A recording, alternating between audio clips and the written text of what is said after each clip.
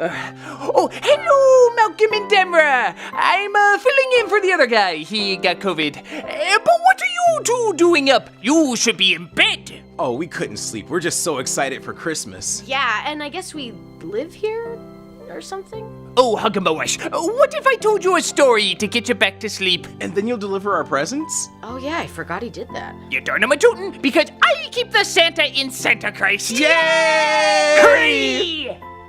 Whew, okay. This is a story about two adorable kitty maquettes named Chaplin and Buster, who are celebrating one Christmas Eve. Oh boy, Merry Chaplin! I'm Christmas. Come on, Buster. It's the most wonderful time of the year. Aw, who cares, Chaplin? Christmas is the pits. All I want to do is be on my phone. Buster! I can't believe what I'm hearing. What's the point of anything? It's all meaningless. Did you know Christmas didn't even start on December 25th? Then why do all the Christmas cards say otherwise? I don't know, Chaplin. I'm just not in the Christmas mood. Is this those terrible twos I hear so much about, which for cats is the equivalent of teenage years? I'm Chaplin. Forget it. I just don't see what's so fun about being happy and announcing who we are all the time. This is serious. Well, let me tell you a story about a cat who also had a rough Christmas. He was being reviewed by someone who is not Chaplin, but that's no fault of his own. The Nostalgia Critic. Hello, I'm the Nostalgia Critic guy, remember? So you don't have to. We all have that Christmas special that isn't a masterpiece, but holds a special place in our hearts. And that for me is the Garfield Christmas special. I remember watching it like it was yesterday.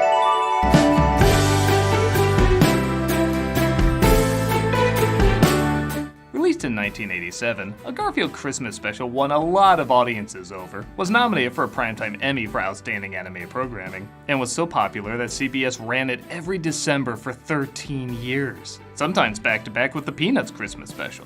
Like I've mentioned before, I grew up loving Garfield, and this special was definitely a staple for me. Creator Jim Davis said he based a lot of it on his own family growing up on a farm in Indiana, doing chores in the snow, and even growing up with a brother named Doc Boy. Embarrassing name. Might as well call him Zeppo or something. I can't pretend it has the humble artistry of Peanuts or brilliant writing of Arthur Christmas. It still stands on its own merit for being small and upbeat, yet passionately animated with just a touch of cynicism. You can tell it didn't have a huge budget, but there's a playfulness to it that's okay, not laugh out loud funny, but still infectious. With over 3 million views on YouTube alone, it's clearly one people love coming back to every year, and we're gonna look at why.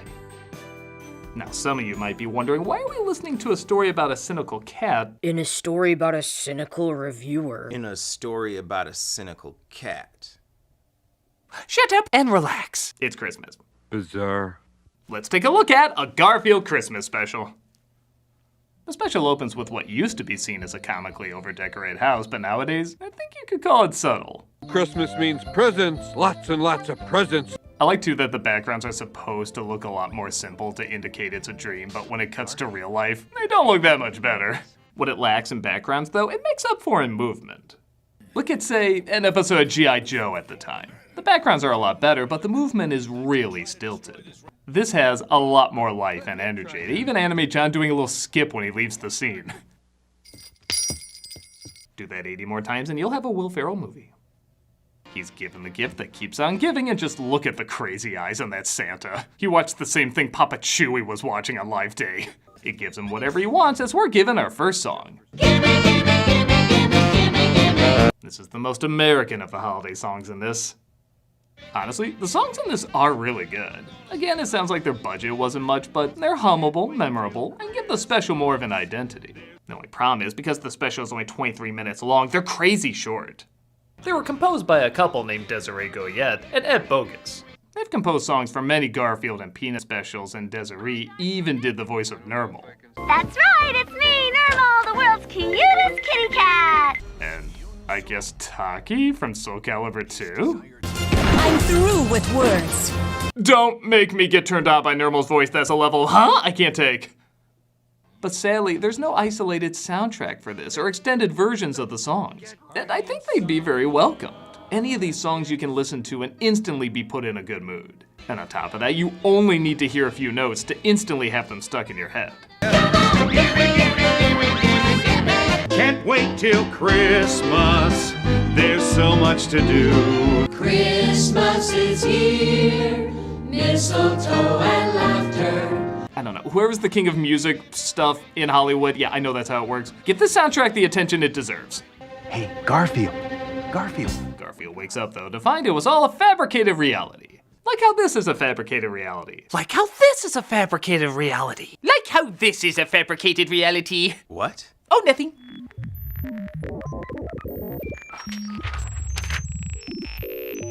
Garfield wakes up to be told he's being taken to the farm to spend Christmas with John's family.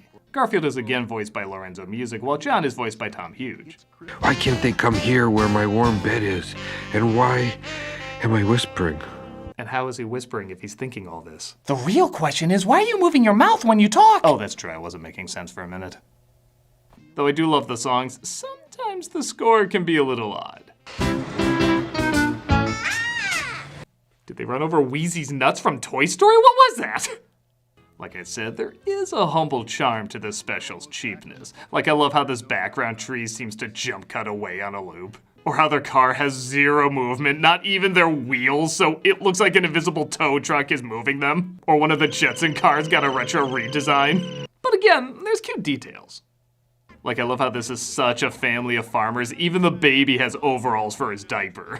Dad would chop down the tree. Chores. Mom would fix up the meal. Work. It also cracks me up that every lyric matches the notes except for one that doesn't even try. Decorating the tree. Gardening. Wiring all of the lights. Electrical contracting. I guess if he doesn't care about Christmas, he won't care about keeping on beat. They get to the farm and say hello to his mom, dad, brother, and grandma, played by the late Pat Carroll. Is that city life making you soft? You're getting soft, boy. This might be the best grandma in anything, at least top 4. The amazing thing about Pat Carroll as a voice actress is that she never altered her voice for a character, yet I never recognized her. She played 3 roles I watched repeatedly as a kid. Grandma Arbuckle from this, Katrina Stoneheart from Pound Puppies, yeah, don't judge me, and Ursula from The Little Mermaid. Despite having the exact same voice, her acting never made me connect the dots. I never knew until I was older I was listening to the same woman, despite it sounding so obvious. You need to get more physical. Take me. I do 100 sit-ups every morning. My belly is hard as a rock. Not that I blame you. He is quite a catch, isn't he? Oh, that's too bad, Holly. Now, what are you going to do? Her performances were larger than life, yet still different enough to just have me see these characters and not the actress playing them. That's pretty damn impressive. Also, you gotta love how Garfield and her seem like kindred spirits. I'm so happy I could burst. Oh, put a sock in it, dearie. Grandma and I are gonna get along just fine. We're gonna make fun of Mario's voice in the new movie, and thank God there's no such thing as irony. There are some scenes cut from the book that Jim Davis also put out with this, and one of them is the boys doing chores. I do wish they put that in because without it, it looks like they just walk outside and then walk back in. Hell, it kind of looks like they walked through an infinity loop and entered through the other side of the house. Maybe that would explain why Garfield's size radically changed here. Things can't get much worse than... I think he would look like this if that measured out proper. Cow shit's almost ready. She spices up the sausage gravy, which gets a classic fire take from Garfield. And they sit down in a dining room with the tallest ceiling I've seen in a farmhouse. Jesus, this place is 2 stories just to fit this one room. Also gotta love the put actual flower design in later wallpaper. It looks like someone smacked a mosquito on their arm and then just copy and pasted it. Doc boy, will you say grace, please? Despite the special being so short, every family member does have personality. The mother, super loving and warm, the father, rough and gruff, the grandma, wild and defiant, and the brother, arguably as dumb as John, just a different kind of dumb. And as surely as the waters of the streams and the rivers find the sea. Everyone has that person who thinks grace is an excuse to start church. Grandma gives some of her food to Garfield and Odie, which leads to a pretty funny line. Sure are packing the food away tonight, Grandma. I'm eating for 2 now, dear. What can I say? Charlie Brown's grandfather just won me over with his angelic voice. You see, Grumpy McGrumpsicles, if Garfield can have such a good Christmas, so can you. Chaplain, everybody knows Garfield isn't real. He's just made up, like the Easter Bunny or Kanye West. Oh my goodness, this is an emergency. Come on, Chaplain. I'm just not into Christmas. Don't worry, I'll get you back into it. Lloyd, Ike, Wendy, come in. Hi. Hey, baby. Oh, what now? I have terrible news. You're not gonna die someday? Buster has gotten out of the Christmas spirit. Oh no, that's terrible. Yeah, baby. Real bad. I was hoping you could all come together and explain the true meaning of Christmas. Oh, all right. You see, the true favorite part meaning about of Christmas Christmas is when I go over living to the with tree someone and I who see wears Santa a has stupid delivered Christmas tuna onesie for all of us, season, and I don't have to when the open it holiday because is I don't have over, human he fingers, discards and I it on the love floor, Christmas which because gives that's me the a best time fresh to new not have bed human that I can fingers. lay on Thank for the you, rest of the Santa. year. And that is how Christmas is made. There's commercials in this, right?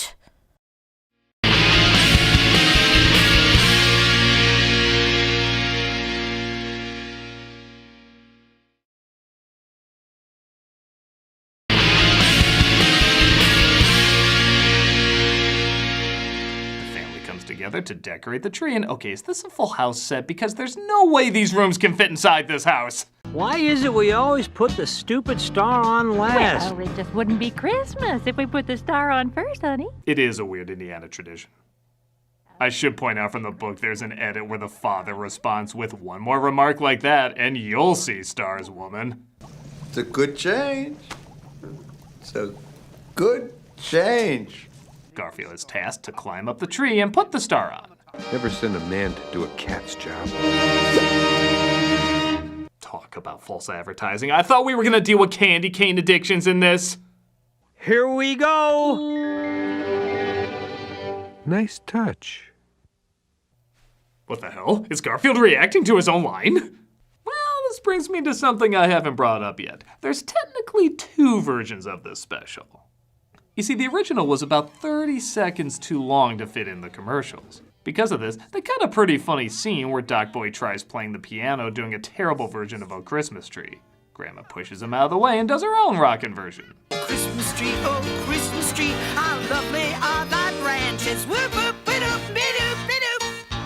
The makers liked this moment so much they actually combed through the special to find any extra seconds they didn't need and cut them. So if you watch the 1991 release or the VHS release like I had, you'll notice, but only just barely, the scenes are a touch shorter. I'll wait in the car. I'll wait in the car.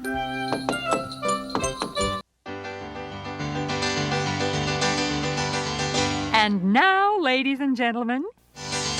And now, ladies and gentlemen. All things considered, I never thought anything was missing from this version. They chopped it up quite masterfully.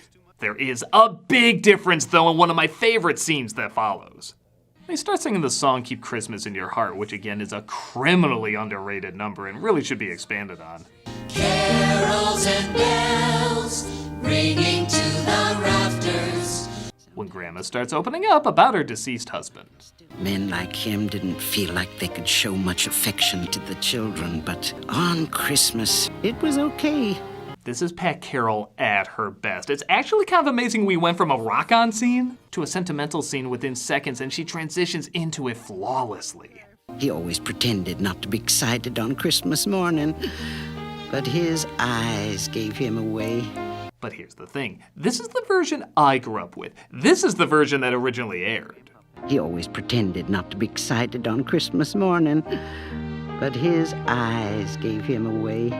It's completely different animation. Same audio, but different shots, lighting, and even color palette. I guess since they were putting a scene back in, they decided to make this one more to their liking. And it's literally night and day. The one with the darker colors is far better.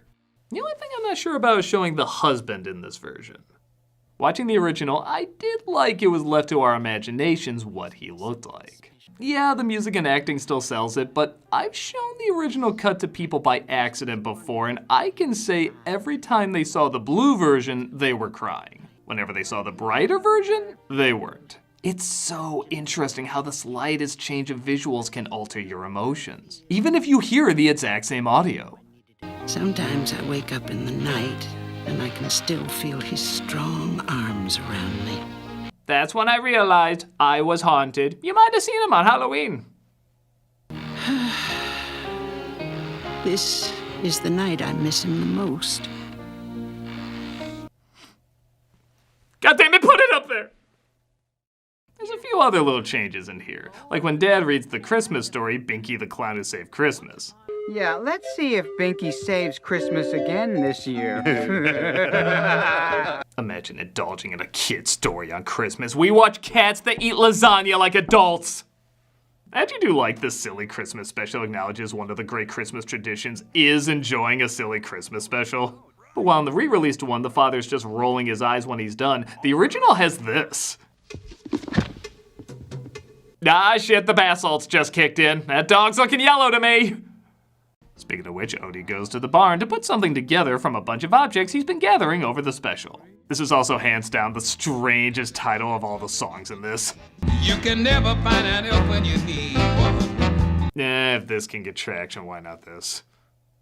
We've been talking about two different versions of the special, and I have to be honest, I kinda like that there's two versions of this scene because I can't decide which is better. In this version, Odie puts a present together and we still don't know exactly what it is.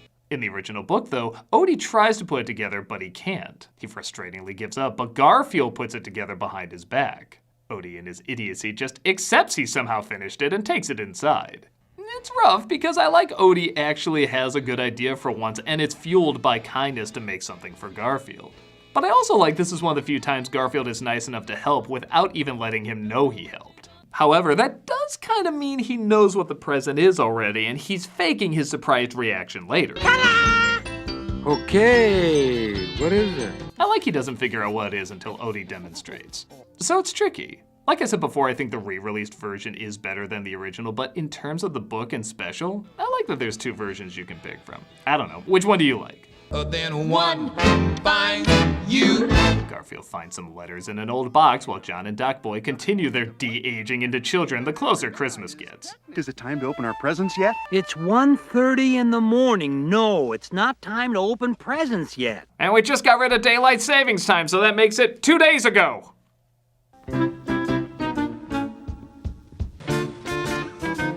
Oh, come on, I remember the opening music. You need a lot more sound effects than that.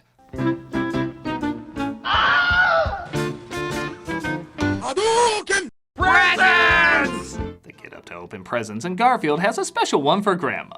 It's a collection of love letters from her husband that he found out in the barn. I could not begin to write my love for you. When next we meet, oh my. And then you'll put on the nipple clamps. You know, breakfast is ready. As mentioned before, Odie also has a gift for Garfield. Okay, what do you want? No, it's a back scratcher. And Garfield is so impressed by it, he actually poses like a cat for the only time in this. Now and then, you're something special. He then makes a statement that's a little corny and on the nose, but I think that's kind of what you're looking for in something like this. Christmas. It's not the giving. It's not the getting. It's the loving. Speaking of loving, then we put a rubber band around the balls and... Grandma! We end on a song that works in... Yold, oh yeah, you can keep this song. And the special ends. You see, Buster? If you just let Christmas into your heart, you'll know what peace truly is. Cool. I still don't like it. Hey! That's not how this is supposed to work! Oh, I don't care. Hey, critic! Aren't you supposed to make with the sentimentality by this point? What do you mean? You're the one telling the story. I thought I was the one telling the story! Just say the wishy-washy stuff so I can get my bubbly Buster back! Oh, okay. I was just wrapping up the review anyway. A Garfield Christmas is a very cozy special. I can't put it up there with the greats, but it does have a charm and sentimentality that makes it pretty easy to enjoy. All the actors are giving 1,000,000%, the songs are bouncy and cheerful, as well as soothing and warm. And for the limited time and budget they had, it managed to get a few giggles while also working in some heart-tugging moments. It has a personal touch that makes it feel exactly that, personal. It's not amazing or a game changer, it's just nice. It's a nice little special. I think that's all I want it to be, and it does so in a perfectly nice way. And that's what I remember about A Garfield Christmas. That's it? That's all you got? Buster, are you in tears? Keep talking and I will be. Buster's not even in tears! You know, rather than shoving it down his throat, maybe you should let him take a break for a bit. Maybe you should Christmas harder! Maybe you should say the end. The end? No! I wasn't done with the story! Unend! Chaplain, I'm just not into Christmas this year. But I so wanted you to be, Busty old boy. Christmas and I will always be here for you. Yeah, I got that. You made it insanely clear. When or if I need it, I'll do so. I just want to be on my own right now, okay? Okay, Buster. You do as you must. You're Buster.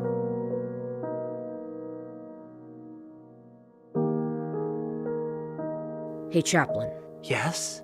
You know, Nothing. Nothing to you too, Buster. Nothing to you too.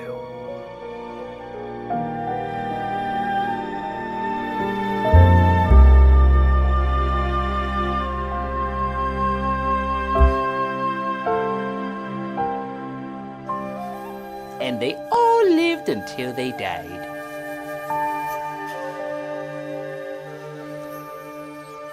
Happy Halloween to you all. What was the point of these bookends? It was cozy, like a Garfield Christmas.